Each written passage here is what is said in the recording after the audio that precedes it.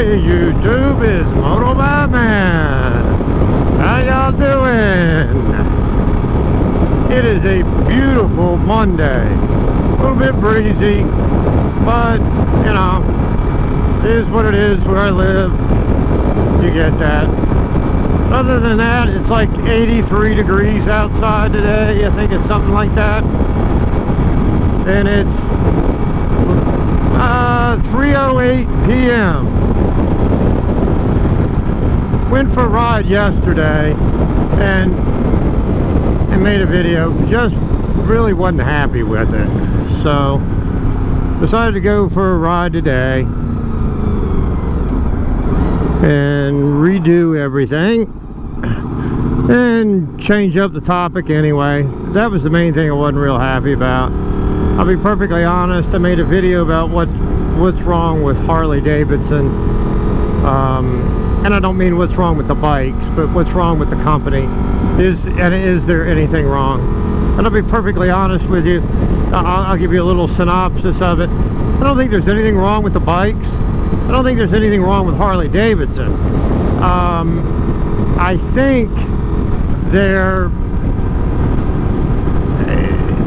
market share has dropped, and the sales have dropped, and that's what everybody's freaking out about. But you still got to remember that they're the #1 selling motorcycle in the United States. They're not #1 worldwide. #1 worldwide is what I'm on today. It's Honda.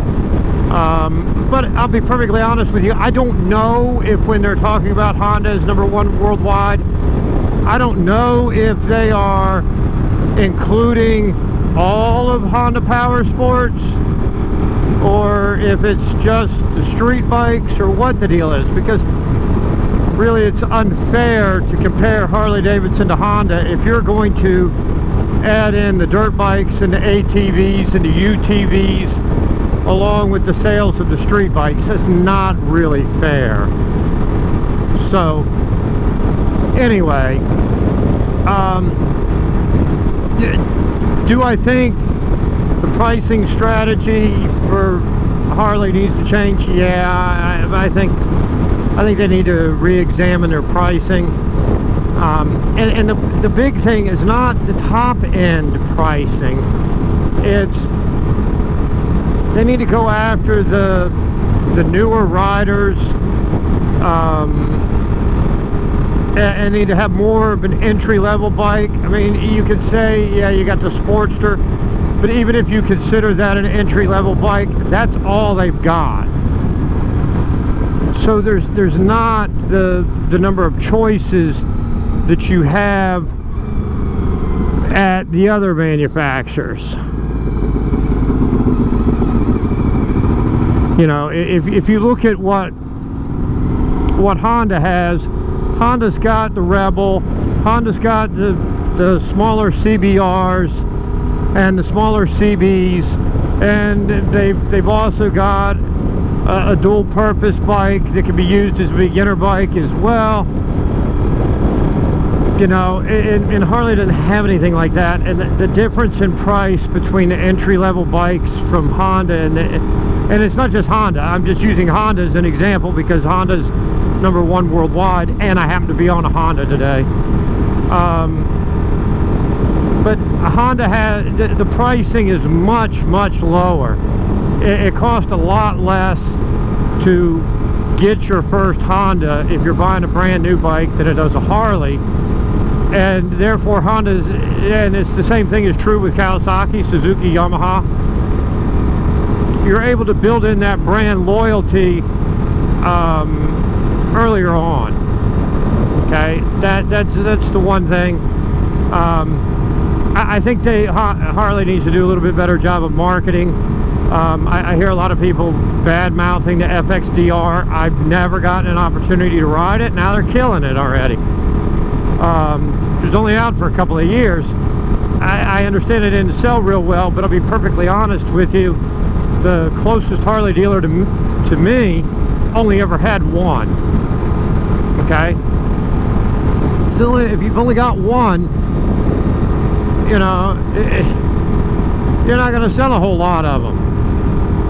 But anyway, that's what I was talking about yesterday. I think when it comes to FXDR, I think they did it an injustice in not marketing it better. You know, and I know the whole thing, it's not really a Harley. And I heard the same thing about the V-Rod too. And if you're going to keep saying it's not really a Harley, it's not really a Harley, well, look, here's the deal. It is a Harley. It may not be your typical air-cooled V-twin cruiser that Harley is known for, but that would be like saying that the Honda Rebel or the Honda Shadow is not really a Honda because it's not a CBR or a VFR or a Goldwing or whatever. You know, or the Ford Taurus isn't really a Ford because it's not a F-150 or a Mustang. Okay, you know. But anyway, I think Harley's going to have to step up their game with any of the new models. Those 750 bikes that they have, the same thing there, because that would be the perfect thing for an entry-level bike. But I'll be perfectly honest with you, I don't know how many people really realize that Harley has those. You know, even how many Harley owners even know that Harley makes those. The Harley dealer near us, they stick them off in a corner out of the way down past the motor clothes. You know, it's like the dealer's embarrassed by the bike, and if the dealer acts like they're embarrassed by the bike, how are they going to be able to sell the bike? But anyway, that wasn't what I wanted to talk about today. There are a couple of things I want to talk about today. First thing, there is a Pennsylvania barbecue meetup ride, motovlogger ride thing coming up July 10th through the 12th. It's not going to be that far away from me. I really wish Mrs. Motomattman and I could attend, but we're not going to be able to because our daughter is in a softball tournament that weekend. To be honest, she's in a softball tournament just about every weekend. So it makes, in the warm weather, so it makes things like that really, really, really, really tough. So we're not going to be there, but I wanted to put that out there, why we're not going to be there, even though it's close to us. I don't know what happened, I lost my music.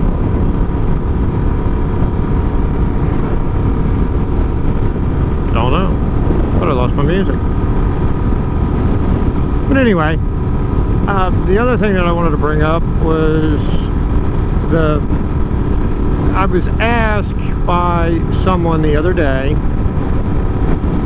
not in the motorcycle community, but just someone in general in my day-to-day life that's born and raised here in Ohio, and ask a question to me because I grew up in the South. There's my music. Anyway, the question they asked me, and there goes my music again. It's gone again. And now it's back. That's really weird. Anyway, the question they asked me was, when you were growing up, did you have any black friends? And obviously this comes from the whole nonsense that's going on, and I'm not saying that there's a problem. I should take that back. I don't mean nonsense, that like the Black Lives Matter and all of that is nonsense. I've talked on a video before about how I felt like things needed to change, and I honestly do. But there's some things that are going a bit too far. People are getting a little bit too touchy about some things. Both minorities and white people, Caucasians, whatever, are getting a little bit too touchy. And this person, I'm sure that's the reason why they asked me this question. And I'm sure that I shocked the living daylights out of them with my answer. I'm gonna have to stop here and see what the heck is going on. I'll pull up over here with the music because it's attached to my phone. Well, I'll just wait it out. Anyway, my answer to did I have any black friends when I was growing up? The answer that I gave this person was no, I did not. And I left it at that for a minute and let it simmer and marinate a little bit. And this is where the shocking part came from. This is what I'm sure they were not expecting. I did not have any black friends when I was growing up. I didn't have any Asian friends when I was growing up. I didn't have any Hispanic friends when I was growing up. And I didn't have any Native American friends. I didn't have any German friends or Italian friends or whatever. I had friends. Just friends. I never thought about the fact that somebody may have darker skin than myself, or their family came from some country that spoke a foreign language, you know, a language other than English. I mean, my mom's family, her dad's side of her family came from Spain. And I mean came from Spain like in the 20th century came from Spain. So I am Hispanic. But I never, growing up, ever thought about it. About, yeah, I have black friends, and I have white friends, and I have Asian friends, and I have Hispanic friends, and I have Native American friends. I never thought of it that way. And after having that conversation with this guy, I realized, you know what? That's the solution. It stares us right in the face all the time.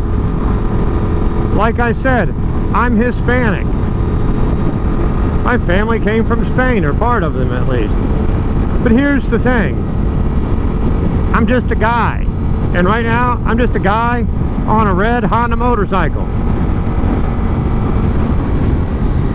The solution to a lot of our problems may be eliminating the labels. Now, I don't know how things are in other countries. I don't know. You know, I don't know not just what the race relations are like in Europe, okay, like in the UK, for instance. I have no idea. Are black people, African American people, however you want to categorize them, do you categorize people that way in the UK? Do you categorize people as being African American, Hispanic, Asian? Do you even do that? Do you do that? Do any of you in other countries, do you do it that way? Now, I know in Canada, I think you guys refer to Native Americans as people of the First Nations. Okay? So you refer to them in a different way, but you're still categorizing them. I want to know, is that a common thing, or is that an American thing? Now, I understand that in Europe, it's not necessarily, and I might get some blowback for this, it's not necessarily the same kind of melting pot, I guess you could say, as what we have here in the U.S. I know it's more so the case today than it once was. But do you categorize things? I mean, and I don't just mean you categorize things just in your day-to-day life and speaking. I mean, in all honesty, forms that we fill out here in the States have a racial backstory to the forms. You know, you enroll your kids in school. They want to know, what race is your child? You go to the doctor's office. What race is your child? Now, because I categorize myself as being Hispanic, because my family is from Spain, when we fill out the forms, I make a big stink about the fact that my kids are Hispanic. And I make that big stink because the people at the doctor's office, even though I fill out the form, they don't like what I put down. Because they look at me and they say, you don't look like you're Hispanic. Or they look at my last name and they say, you have a very English last name. your kids can't be Hispanic. Well, they are. My mother's maiden name is Gutierrez. Okay? Gutierrez. Her family's from Oviedo, Spain. Sorry. We are Hispanic. And I get people all the time that will also say, well, when I say I'm Hispanic, well, you don't look like you're Mexican. Okay, cool. There's a reason I don't look like I'm Mexican. Because my family's from Spain, not Mexico. That's a simple solution to that. But anyway, I'm kind of curious. Is this a U.S. thing, or do other countries do it too? Does your government give kickbacks to the school districts because your kids are some kind of minority? And that's where a lot of that crap comes from. You know, and there's this thing, okay, everybody needs to be treated equal. And I agree 100% with that. But if that's the case, there's some things that have to change. One of those things that has to change is nobody should get any kind of special privileges because they are a quote-unquote minority. Which, me being Hispanic, I am a minority. So I shouldn't get anything special for being Hispanic. But Mrs. motomattman, who is classified as Caucasian or white, should not be penalized in any way for being a non-minority.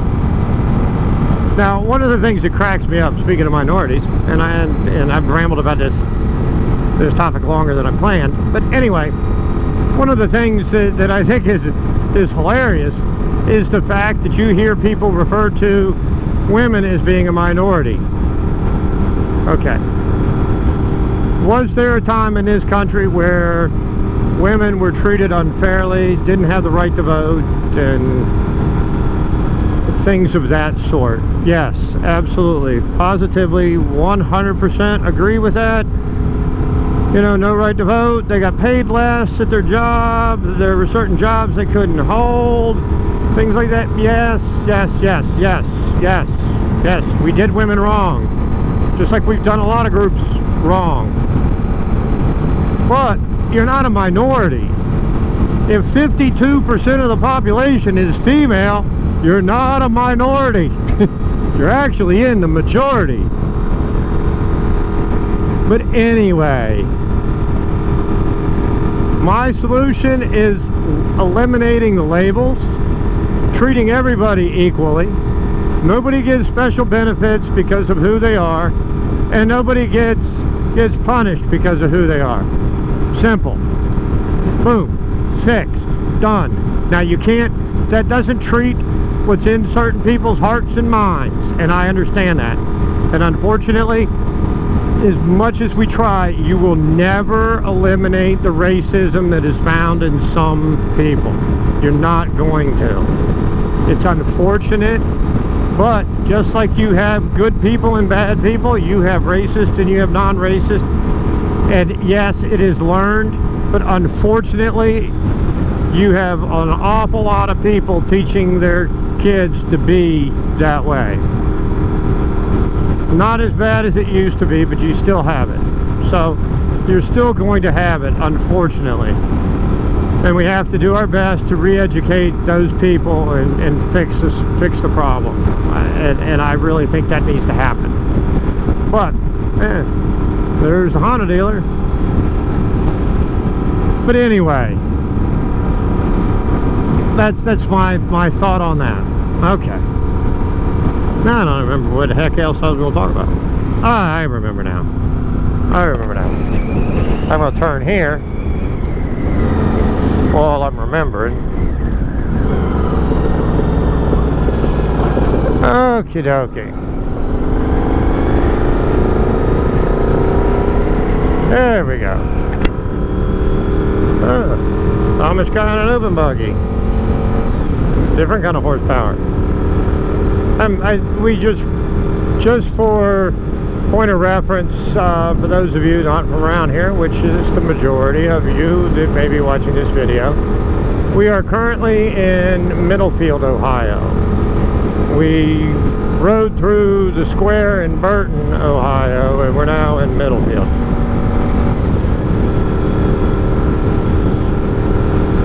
But anyway, we're going by a splash pad kind of water park thing that is closed this year because of COVID. All of this stuff over here used to have water going, all those green poles and whatnot. Oh my God, I'm gonna have to stop up here somewhere and find out what the deal is wrong with it, up with this phone.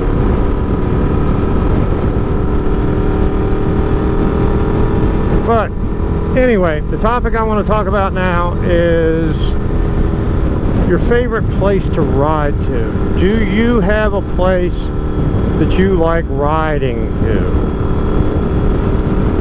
Keep that in mind as I come up here and find some place. Hopefully, I could have pulled over there. That would have been the perfect place.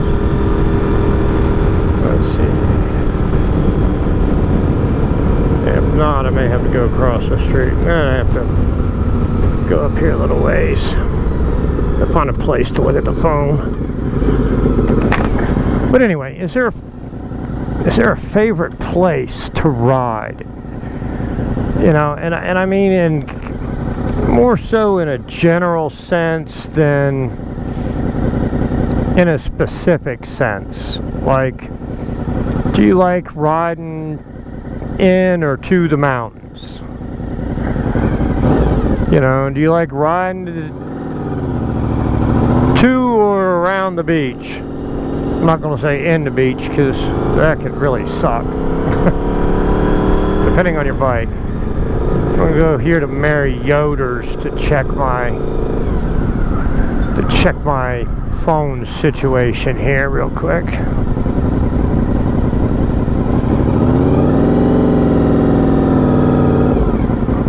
Just there it goes again. I don't know what the deal is.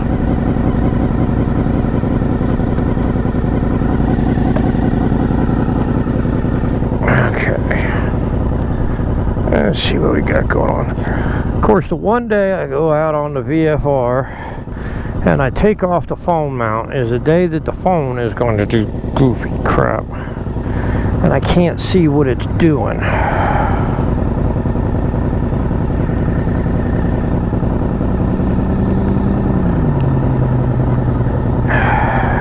Sunglasses are tight. And it'll sit there.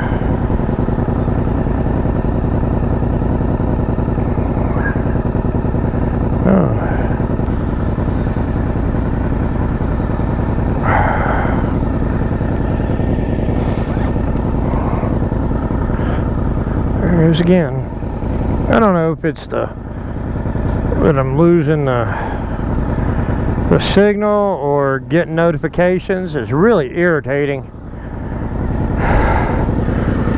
I think it's a combination of both, and it's the fact that it interrupts my music just to let me know that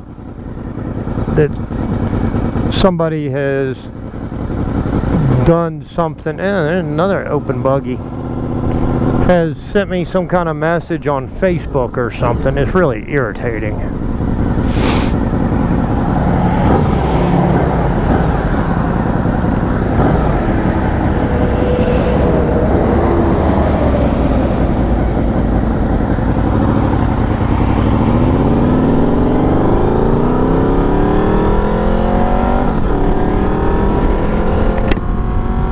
Anyway, back to the conversation. Oh, repave this road. Anyway, back to the conversation. The conversation was about places. Where do you like to ride? Do you like to ride in the mountains? Do you like to ride at the beach? Do you like to ride in town? Is there a destination you you enjoy riding to on a regular basis, or someplace that you've always wanted to go. And I can tell you, there's a bunch of places I'd like to go, and there's a bunch of places I like going too. Some are, you know, not surprising, others are surprising. We're gonna take a different route here, I think. Well, no, we'll just keep on trucking here. Anyway, my favorite place to ride to, big old cow. Not a real cow. Anyway, my favorite place to ride to and ride around is the beach. I love the feel of the air and the sun and whatnot at the beach on a nice sunny day. I love the smell of the salt water and the feel of the cool breeze coming off the ocean. Absolutely my favorite place to ride in general. In specific, riding along, really, what are we doing here? What are we doing? Okay, turning left.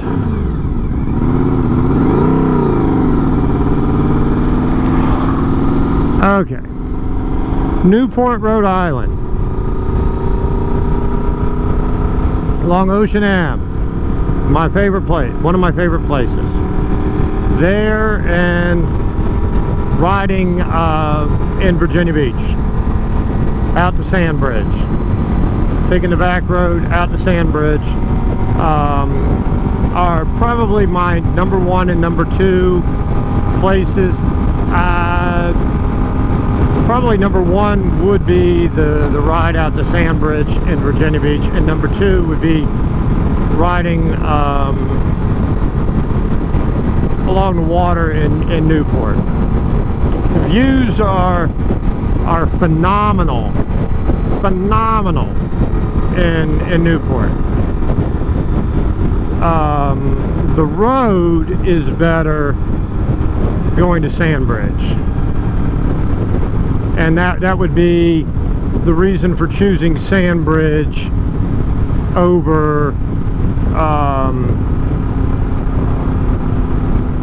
Newport. I'm not a big fan of fresh paved roads, to be perfectly honest with you. I like it when they're wore in and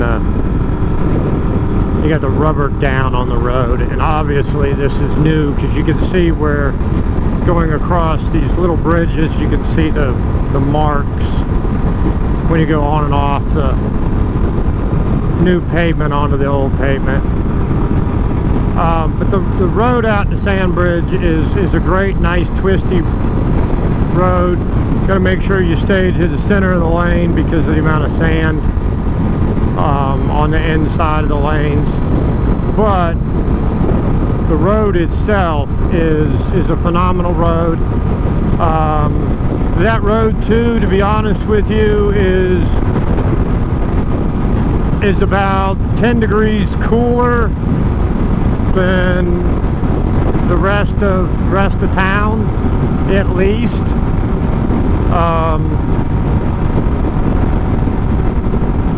And there are several roads like that. The road from the ocean front to Chicks Beach in Virginia Beach is that way. It's a parkway. It's tree lined with a median in the middle that's tree lined, and the temperature is way cooler. The road is a lot like these roads here, though. It's a pretty straight road. The road on the way to Sandbridge is not.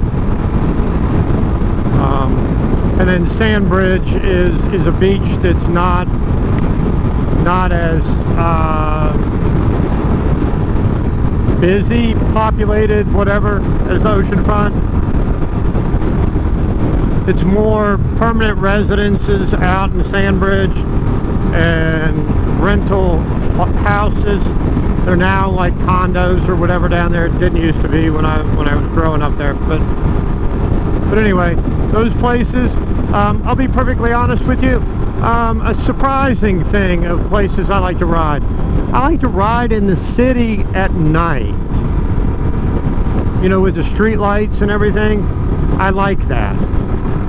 You know, temperature's cooler, and you got the city lights lighting up everything. I kind of like that. I don't know why, but I do.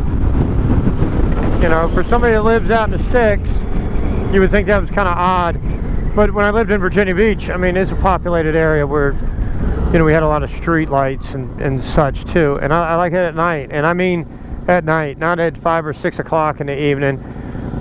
I mean midnight, 2 a.m. kind of deal, when it's pretty much deserted. I absolutely love that. As far as places I'd like to go and ride, I'd love to go to the Sturgis. I'd love to take the ride into the Black Hills and experience all of the Sturgis things. You know, yeah, the Sturgis-y things. I'd like to experience that too. Never have. I've seen on TV and I've heard people in person. I've seen YouTube videos and people's own home videos and pictures, which the home videos and pictures seem to be even better. It looks like even more fun than what you see on TV and on the YouTube videos. But I'd like to experience that along with Daytona Bike Week. And the Daytona Bike Week, one of the things I want to experience with that is not just the bike week stuff that everybody thinks of with Daytona Bike Week, but the going to the Supercross and to the Superbike races and whatnot as well. I'd really like to do that. It's not something that I'm going to ride to Daytona Bike Week. I know a lot of people do, and I know a lot of people are going to say, ah, wuss, can't you handle the long ride? No, I can handle a long ride. It's just, you got to remember that half of my ride would be in the snow. So I did, no, not gonna do it that way. Not as long as I live in Ohio. I'm not, no. February, March, we still got snow up to our butt crack, okay? Not happening. It was one of those things that I'd always planned on doing when I lived in places like Virginia Beach or North Carolina or South Carolina. I just never did. I've ridden a bike to Florida from Virginia, North Carolina, and South Carolina, but I've never ridden a bike week and never experienced bike week. But those are places I'd like to go. Tail of the Dragon, yes. You know, the Cherahula Skyway, whatever, yes. I've ridden in the Smokies and in the Appalachian Mountains on motorcycles. You know, taking a bike to Asheville, North Carolina, that was awesome. I've both ridden to Asheville, North Carolina from Greensboro, North Carolina, Greensboro High Point area, and also from the upstate of South Carolina, the Spartanburg, Boiling Springs area. And I say the Spartanburg, Boiling Springs area because I lived in Boiling Springs, but nobody knows where the heck Boiling Springs is. And for those of you out there that know where Boiling Springs is or are familiar with Spartanburg, I lived off of number 9 is where I lived. But anyway, I also like just taking a bike and riding to bike night. Obviously not something we're doing this year, and unfortunately the last few years our local bike nights have always been on a night when our daughter, either our oldest daughter has had softball practice or our youngest daughter has had softball games. So it's been a while. And as a matter of fact, the last time either Mrs. Motomattman or I were at a bike night, we were both there with our daughters because it rained and softball was canceled. So we took both girls in the car and went to bike night. It's kind of a different experience for me. And there were a few people that were there. Most of the people lived within, you know, a mile and a half or so away from that bike night. Was a Quaker Steak and Lube, the one in Menor, Ohio. And everybody that was there lived within a mile or two of that particular Quaker Steak and Lube. To be honest, not a whole lot of bike nights out here around me, and it's kind of surprising because there are a lot of places that could have a bike night, and really the only ones close to us are really at the Quaker Steak and Lube. When we lived in a little bit further south in Ohio, about an hour, 15 minutes, hour and a half south of here, there's a bike night that would happen at the Brick House restaurant. And I went to that a few times. Mrs. motomattman and I went together, I think, once. But that was really a problem to get both of us there, because at that time our youngest daughter was still a toddler or younger. So I mean, that made it even tougher. But anyway, like I said, let me know the kind of the places you like to ride to, in general places, like the mountains, the beach, the desert, the city, you know, whatever. Out in the country, in Amish country. Let me know what you think. And that's it. Typical motomattman style. I'm rambling on and on and on about crap and thought of something else. This past weekend, our oldest daughter, ooh, look at all of that sand. You'd think we were at the beach. This past weekend, our